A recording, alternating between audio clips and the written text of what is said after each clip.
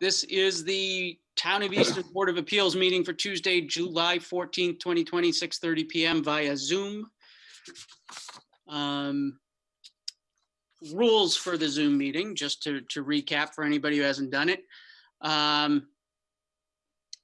While the board members and commissioners and applicants will be on video and audio, public participants will join the webinar as attendee, and meaning they are muted with no video feed from them. During the public testimony portion of the meeting, members of the public can be recognized by using the raise hand function found under the participants from Zoom, or make a request with the Q&A function. If you are joining only by phone, you can press *9 to raise your hand.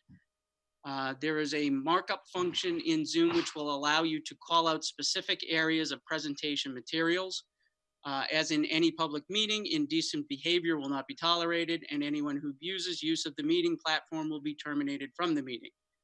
Business will be handled at all times indicated on the agenda. Business not concluded in the allotted time will be tabled till the end of the meeting to allow for timely logins and remote attendance. Board members are asked to announce themselves when making a motion and second, so that it will be clear to the audience and minute takers who made motions. All votes will be by roll call. When all business indicated on the agenda has been completed, the members will vote to adjourn the meeting, signaling the end of the meeting and the termination of the ECAT recording. All participants will be disconnected from the webinar at that time. Ryan is here. I'm going to promote him to panelist.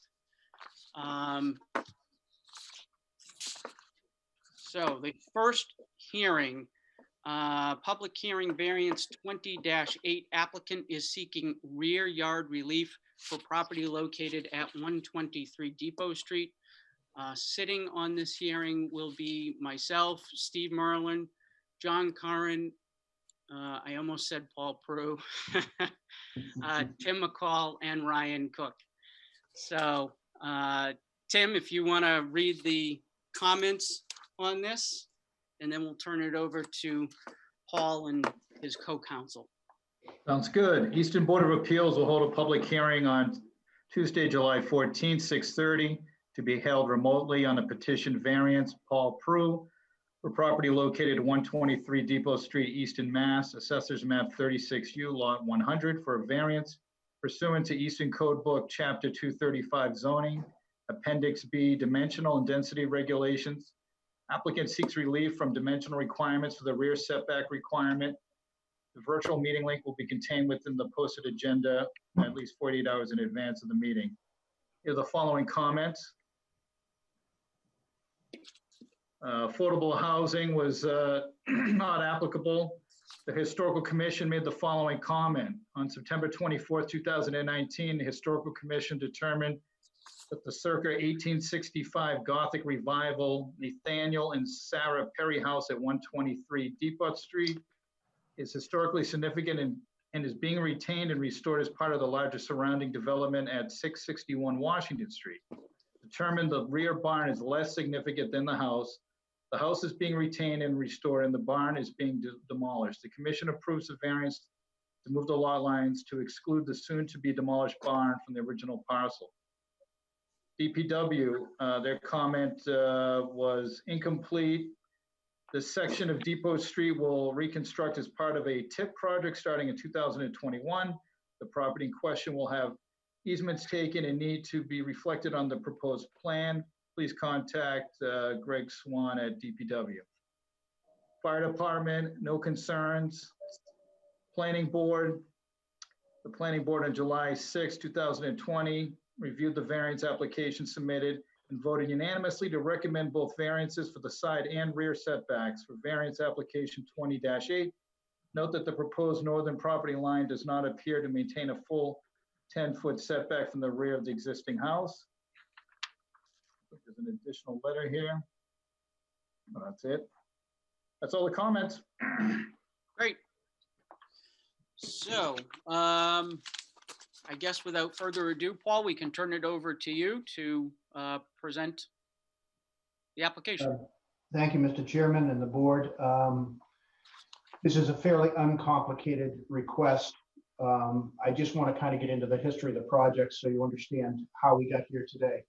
Basically, this is part of the Queeset Overlay District. It's an attempt for the town to reinvigorate this corner and especially this area along 128, the former Korea's Plaza. My client bought it, the Korea's Plaza, with the intent of redeveloping it. And this property became available. Part of the, some of you may recall, part of the Queeset district, in order to redevelop this particular area, required a 1/3, 2/3 split between commercial and residential.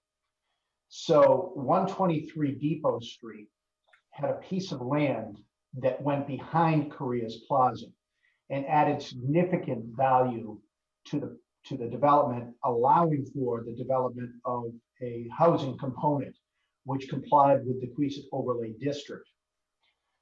So the idea was to acquire it, tie it into the overall development, and I hope all of you have received a kind of a bird's eye view, a colored photo of what the development is anticipated to look like, subject to some tweaking.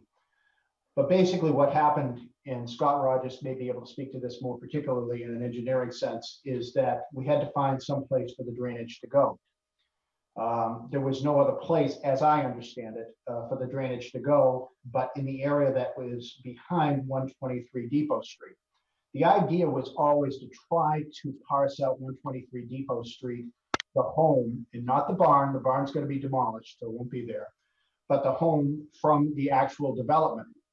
But this had to occur in this area. This drainage basin had to occur in this area so it could service the entire commercial and residential parcel, without which there was just no other place to put it. So the idea has been fulfilled in that the project has been approved, and we're trying to parse out now 123 Depot Street, keep it residential, in keeping with the entire neighborhood, or where that area Depot Street is going to be significantly redeveloped over the next year or so. Most of the easement that was spoken about is on the other side of the street where the sidewalk is going to go, and that's actually a benefit to the overall neighborhood and to the entire development. But this would have no direct impact upon the viability of 123 as a single family residence, which it has always been. I think that it's going to be indistinguishable relative to the setback, the variance, because this area was not being used in any regard. It will be fenced. It'll be parsed out so that the development can take control of the area. And one of the reasons I had Walter here, if you'll engage me for a moment, I give you the broad strokes, having represented some developers, but one of the concerns when you start to syndicate or seek investors for these type of properties is they don't want a license. They don't want to see licenses and easements. They want to see that they are lending based on a fee title. And so that's the idea, is to clean this up so that that when somebody lends on it, or this is bought or syndicated in some regard, that somebody knows what they're buying and they can buy into a license or some other maintenance agreement, and that they have control over that area.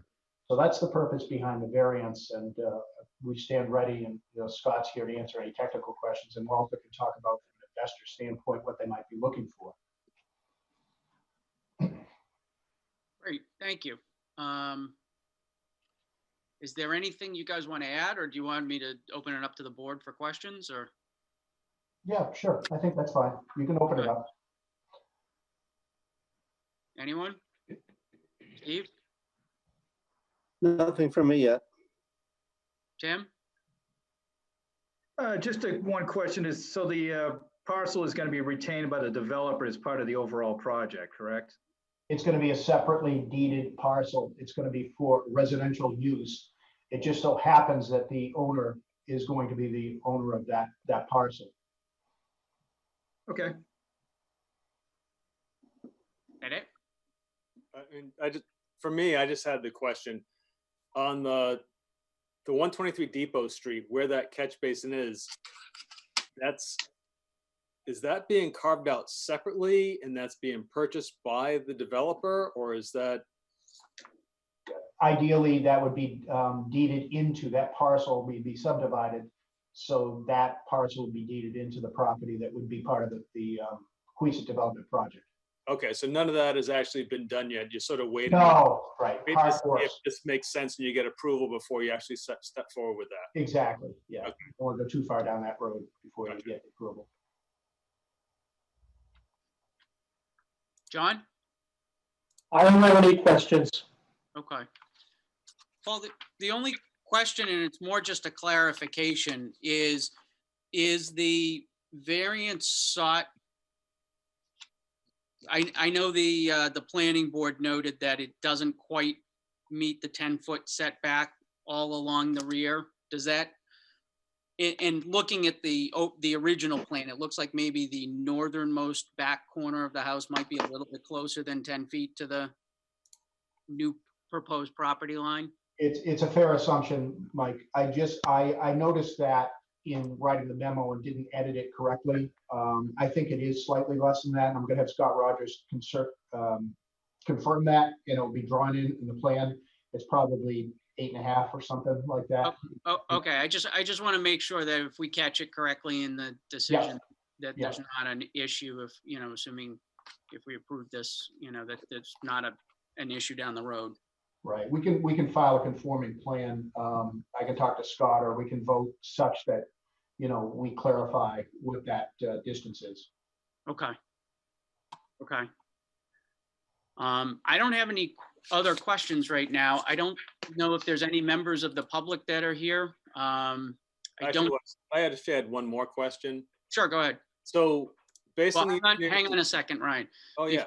Before you ask, I'm going to add, because I know there are other attendees here. If there are any members of the public, if you can use the raise your hand feature, and I can bring you into this discussion.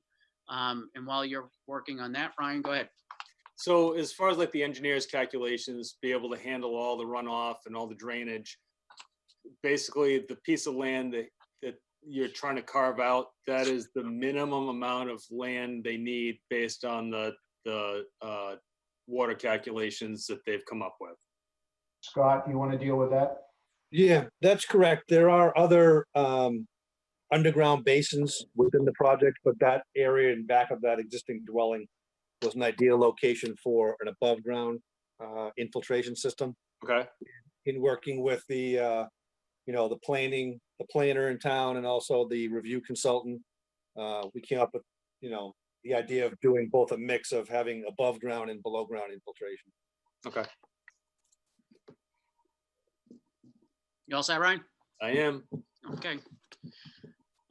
Real quick, anybody else have anything they want to ask? Nope. Nope. Okay. Paul, Walter, anything you guys want to add? You want to let us close? Appreciate your patience, and sorry we're not technical, but we'll get there, and I hope everybody's well and healthy. My only comment is in my 25 years of attending Eastern Board of Appeals meetings, this is by far the finest run meeting I've ever seen.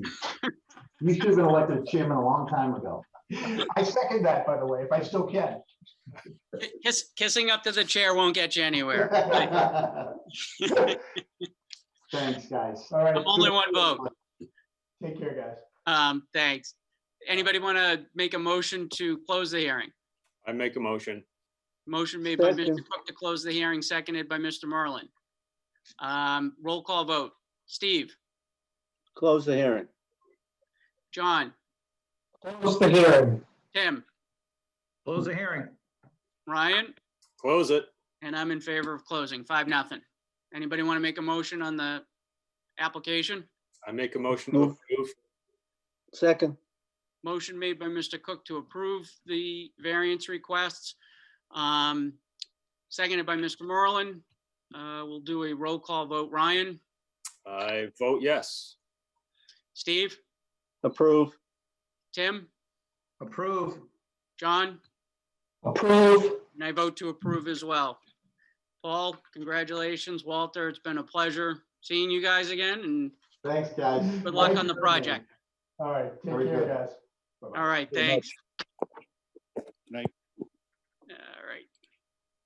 Now I have to do some administrative stuff here. Hang on a second.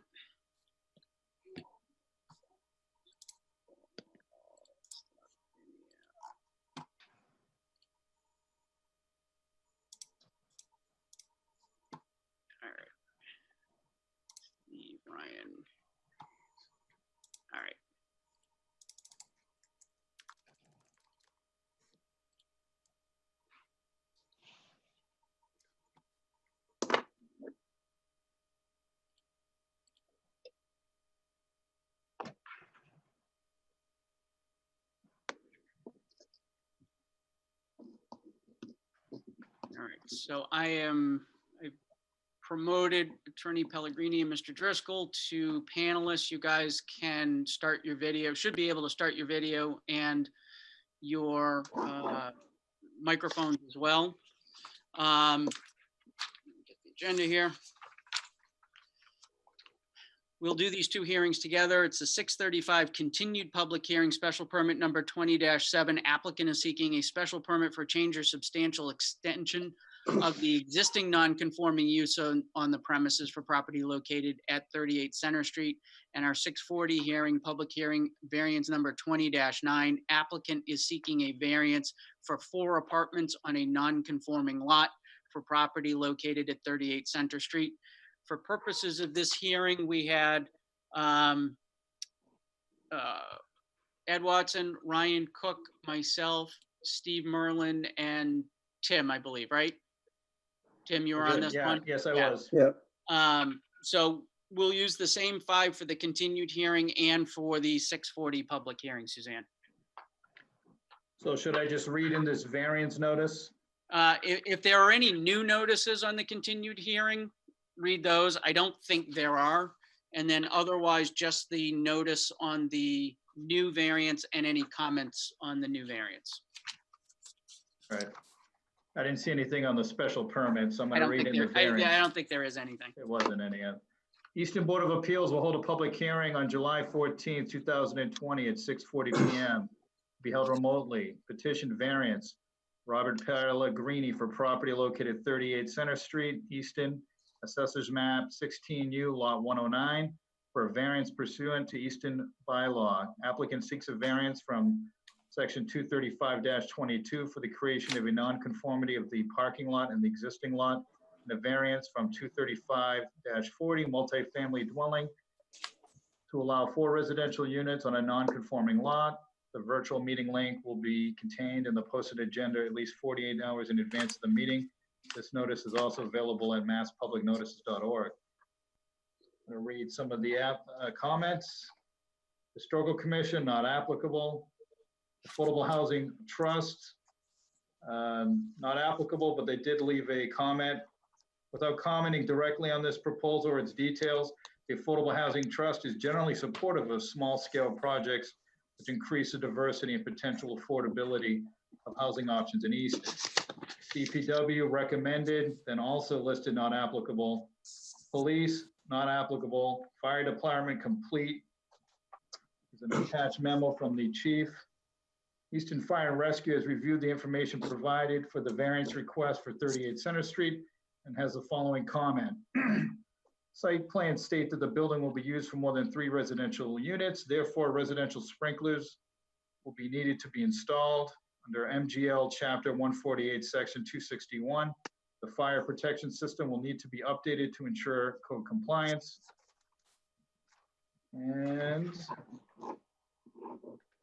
Planning and Zoning Board recommended on July 6, 2020. Planning Board reviewed the variance application submitted for 38 Center Street and voted unanimously recommend the variance to allow a 4-unit residential building on the premises in the business zoning district. And those are all the comments. Sure. Good evening, Attorney Pellegrini. How are you?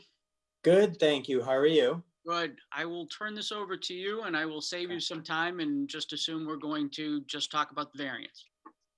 That's really good. Thank you for doing that. Just as a quick reminder, we have two bedroom residential apartments there currently. The proposal is to add 2 more for a total of 4. Pursuant to our conversation at the last meeting, we're going to be considered multifamily dwelling. It's an allowed use in this zone.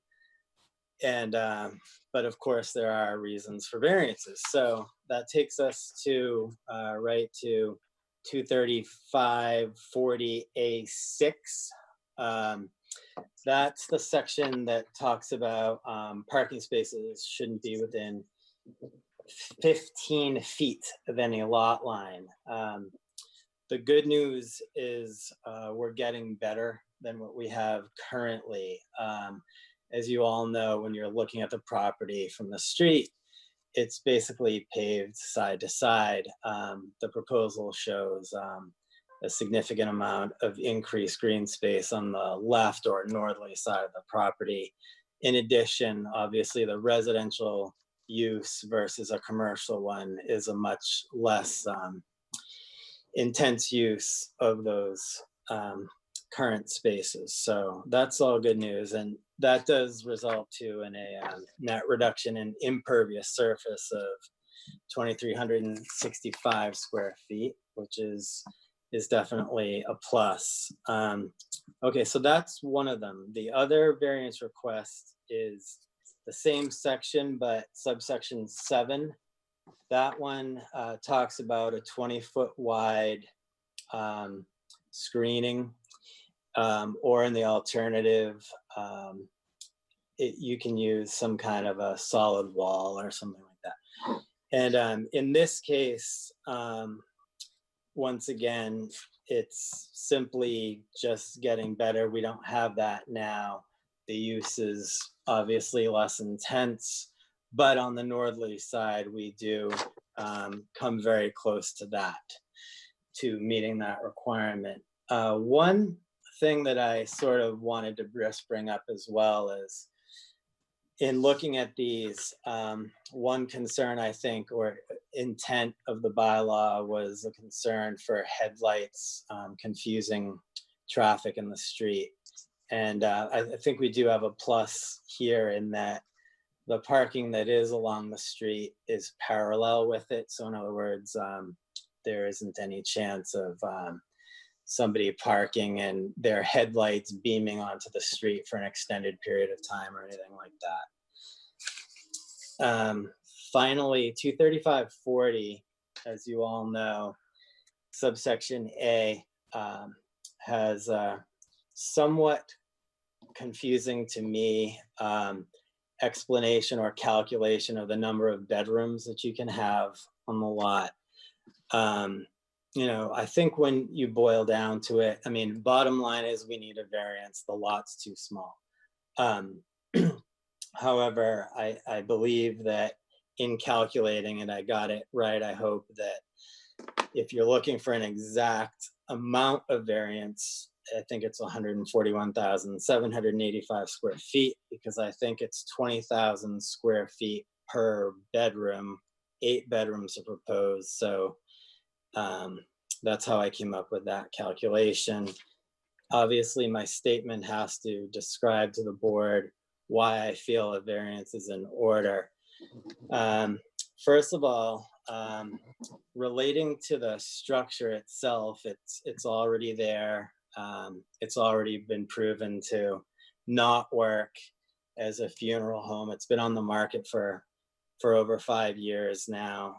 As well, the shape and size of the lot is obviously too small to meet current parking regulations and just about everything else, as well as the private septic, which is present on the lot.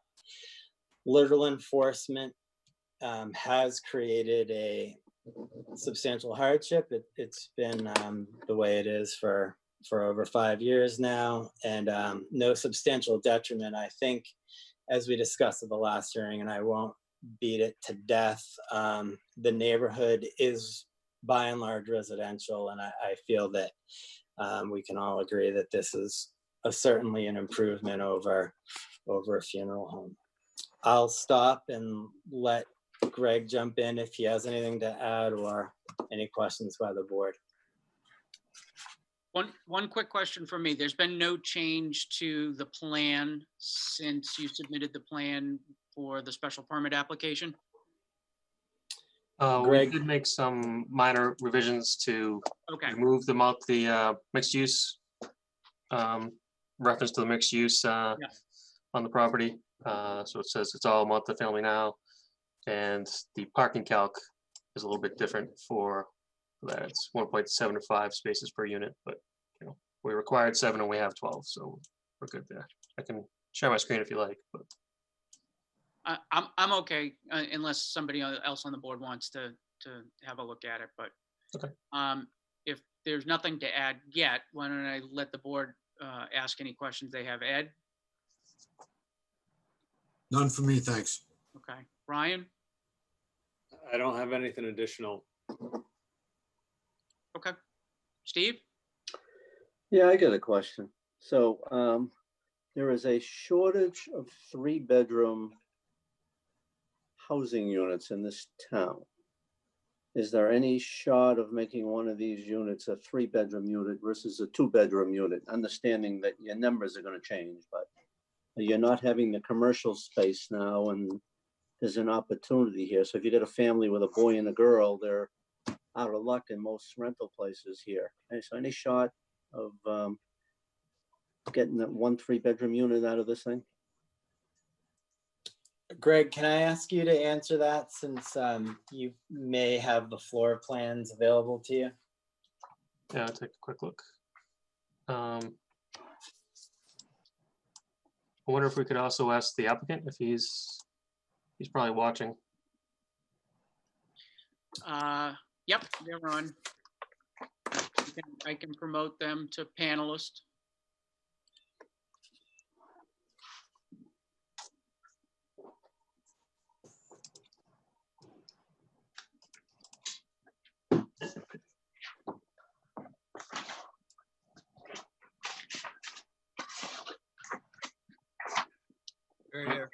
Good evening. How are you? Good, how are you? Good. Why don't you just briefly introduce yourselves and your address, and then you can respond to the question or at least participate in the discussion. Okay. Hi, we are Stephen and Lindsay Monahan. Oh, sorry, we got a dog. Sorry. He's a hound. That's okay. This is what we're all dealing with these days. So right? Yeah, sorry about that. He's super excited. Stephen and Lindsay Monahan for 38 Center Street in East. Can't hear you. just a little louder or talk closer to the Okay. microphone. Closer. There's a little, Okay, there's a little sorry. to hear. It's a little Sorry. muffled. Stephen and Lindsay Monahan for 38 Center Street, Easton, Mass. Great, thank you. Sure. So one of the board members had a question. I don't know if Attorney Pellegrini wants to turn it over to you or, but he was asking or suggesting that it might be helpful to convert one of the units to a 3-bedroom. So I don't know if that's something, As far as like all the calculations go, I leave that to smart people. But from a space perspective, I think there's definitely room to make that happen for sure. It's a very large square footage that we're dealing with, so that's something we could look into adding, definitely. Yeah, I'm looking at unit 1 right now on the architecturals, and there's an office that could potentially be converted to a bedroom. what is, let me ask you this, what does changing to 9 bedrooms as opposed to 8 bedrooms do to your parking count and or anything else that you need? The parking calc will be fine. Okay. We would need maybe 2 more spaces. That's 9 and we have 12. It would have an effect on the septic system, which would have to get a little bit larger. But I believe we have plenty to work with. I talked to the health agent previously, and the existing funeral home use was over 800 gallons per day of flow. So let's see. I mean, I mean, proposing based that- off of the space, I think we would have the potential to, you know, make 2 of those units 3-bedroom, and there's a really a big, like I said, big square footage. So I don't know if that, you know, if you do both numbers or anything like that, doesn't really matter all that much to us. But Actually, the 800 I quoted, that was my calculation for the 8-bedroom use and the office. But the calculation that we had for the existing use, as I look closer at this, from Mark Taylor was about over 1,300 gallons per day. So matching, you know, at least matching or less than the existing use would be what we try to try to attain with the septic design. Okay, So we could have additional bedrooms. So okay. So the parking's okay, the septic's okay. Yeah. The space is okay. yep, That's we'll what, just have to lay out the septic system yeah. on the site to make sure it'll fit as well. I haven't gotten too far into that other than a rough layout. I guess, Steve, I'm trying to understand why the question's even relevant, because who are we to tell a property owner how many bedrooms they need to have in a unit? Because we're adding cost to their budget. We're giving a variance. There is a shortage of 3-bedroom units. So I am asking the question whether it's possible to do that. Okay. That's one of the big shortages in this town. It's a perfectly appropriate question to ask if they need a variance. We don't have to do what they want to do. If we can do better for the town with Yeah, one but I don't 3-bedroom think unit, it's our so job to be it. add cost to their bottom line. I mean, we're asking them at that point additional framing, additional electrical work, additional sheetrock, and now we're increasing the size of the septic system. So Perhaps. That's I why don't- I'm asking the questions, Ryan. sure. And they're already saying there's an office there that they could probably convert into a bedroom without too much problem and space. Yeah, But just it's looking it's briefly an at that. opportunity for the town to gain a 3-bedroom unit. We should at least explore it. Yep. Does that get added to the affordable unit count? No, I didn't think so. Okay. it No, it's doesn't. units, it's not. It's not an affordable unit. We're not asking for it to be an affordable unit. We're asking for a practical usage. Mhm. I spent 8 years on the Affordable Housing Trust. That's one thing I know. That if you have a boy and a girl, you got no place to go in this town. There's very few places where you can go for rentals. So could it be that it was approved for an extra maybe 2 bedrooms, but if it doesn't work out for whatever reason, septic or otherwise? Or that it could Yeah, be I mean, up to? I don't necessarily, and I'm just speaking for myself, I don't necessarily think, well, my personal opinion is I don't know that I would necessarily condition my vote on requiring a 3-bedroom, but would be more inclined to allow for it and encourage the applicant to do so if feasible. Just kind of my thought process initially on it.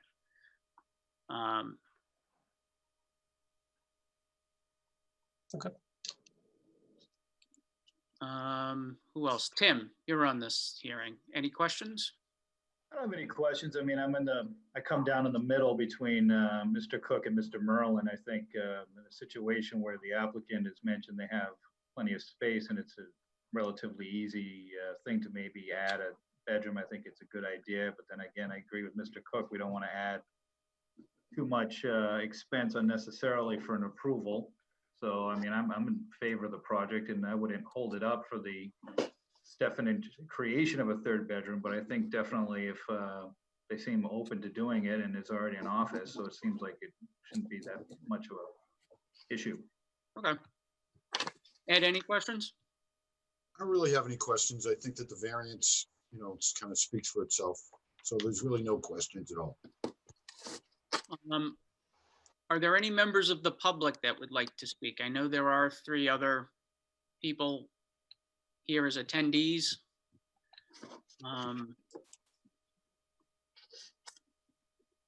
If not, Attorney Pellegrini, is there anything you'd like to add? Or would the applicants like to add anything before? I don't. I think I've said my piece.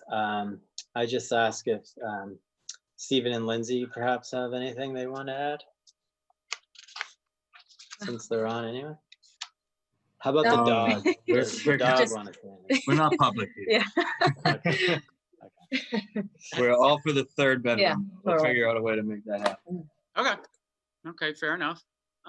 Nobody's raised their hand from the public, so I'm going to assume that there are no additional comments from anybody at the moment.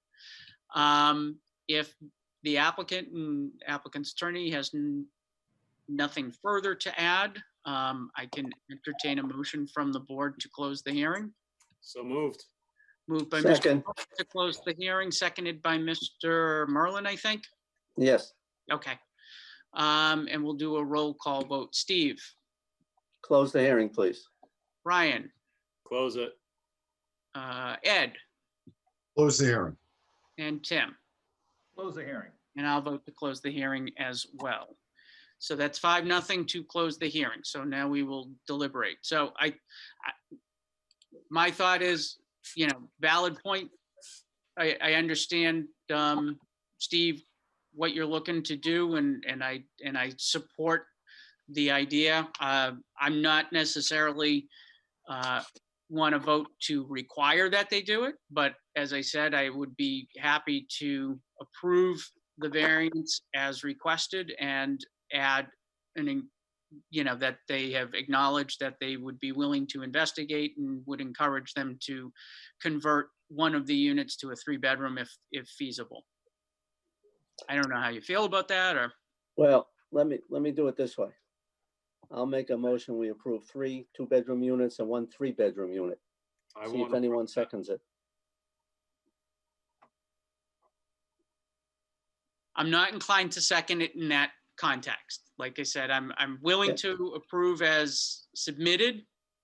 And I do believe that the applicant has expressed an interest in exploring it, has indicated that they have the room for it. I do agree that there's an added expense. There's also an added rent factor that would be included.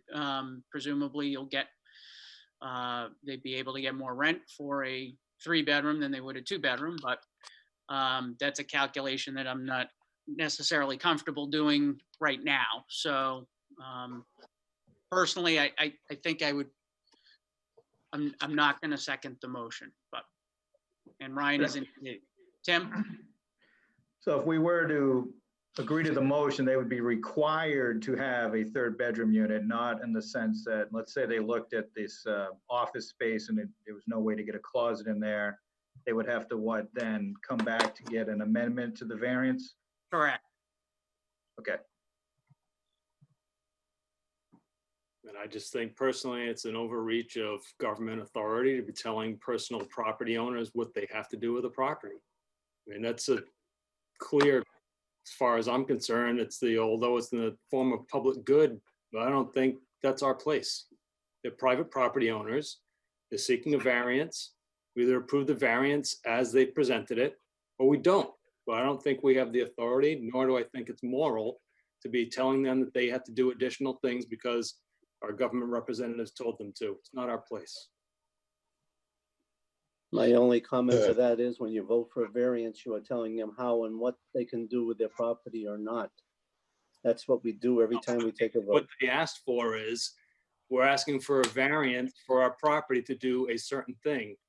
And what you want to do is add to it. And that is not our responsibility, nor is it our job. No, well, I disagree. Sometimes we fine. take the proposal and we lower them. Sometimes we change them, but Yeah. be that as it may, let's not belabor the point. No one seconded the motion, so that's fine. Ryan, do you want to make a motion? I make a motion to approve the variance as proposed. Anybody want to second that? Seconded. Seconded by Mr. Watson.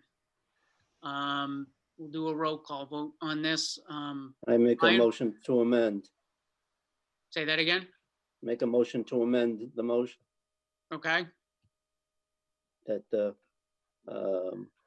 owners have agreed to explore the possibility of putting in a 3-bedroom unit and will do so if they think it's feasible. How is that enforceable? When we got to write a decision, you're going to say, now what, they have to come back to us with engineering plans to show, I mean, I just want to know how that's enforceable. I'm not doing it to be a stickler, but I mean, come on. No. I don't think they'd have to come back to us. I think if we can approve their variance and allow for the addition of a 9th bedroom, which would be 1 3-bedroom, that they can they can add or not add at their discretion. There's nothing that we can do to force them to do it, but I think we can approve them and even allow for an additional bedroom. So change the motion to approve the variance for up to 9 bedrooms. I'm okay with that. Seconded. Seconded by Mr. McCall. We'll do a roll call vote. Steve? Yes. Tim? Yes. Ryan?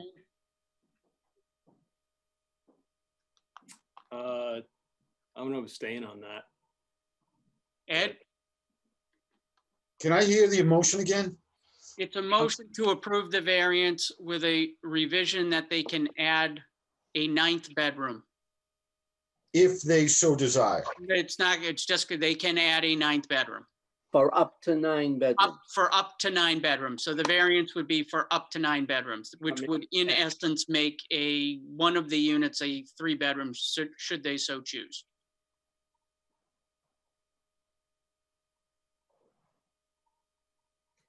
They can make 7 Yes. bedrooms if they want. I mean, it's a variance up. 9 bedrooms. Yes, I approve the amendment. Okay. I'm going to vote to approve it as well. So it passes as proposed. Now we have to vote on the initial motion. Right. So just a little housekeeping here. So the motion for, or the application for the special permit. Anybody want to make a motion on that? Perhaps the petitioner could withdraw it. He can. We can withdraw that. Okay. All right. So we'll consider that withdrawn. So the variance is granted. We will have a decision written and submitted as quickly as possible. And again, thank you for the consideration. There's no binding obligation to add a 9th bedroom, but you are considered authorized to do so should you choose to do so. Thank you. Okay, Thank you. you're welcome. Have a good night and good luck. You as well. Thank Thank you. you. Thanks. All right. Let me just.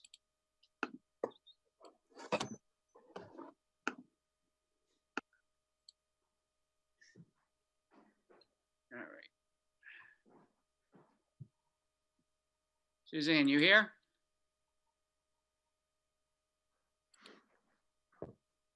Okay, I don't know.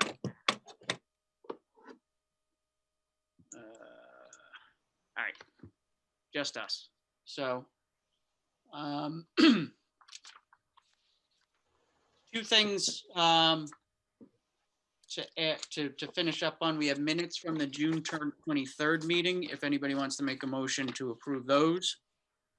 I make a So motion to moved. approve. Motion to approve by Mr. Cook, seconded by, who was that talking? Tim. Tim, I'll second. All those in favor, Steve, Approve. Ryan, Approve. Tim, Approve. John? Approve. Okay, those are approved. And lastly, we have the board reorganization. Somebody want to do this? Move the same slate that we currently have. Motion made by Mr. Marlin to keep the slate the same. Anybody else want to second that? I'll second it. Seconded by Mr. Curran. All those in favor, John, I'm in favor. Steve, Yes. Tim, Yes. Ryan, Approve. and I will reluctantly approve as well, since I'm going to lose regardless, so. You missed your opportunity to pick someone else, Mike. I know, I threw it out there. I said, anybody else want to do this? Nobody took me up on it. That is it for tonight. Somebody want to make a motion to adjourn? Motion to adjourn. Made by Mr. Marlin, seconded by Mr. Curran. Okay. Everybody in favor, 6-0. Yes. Um, Roll call, roll call. as, Steve, Yes. Tim, Yes. John, Yes. Ryan, Yes. Ed, you can vote on this too. Yes. All right, good.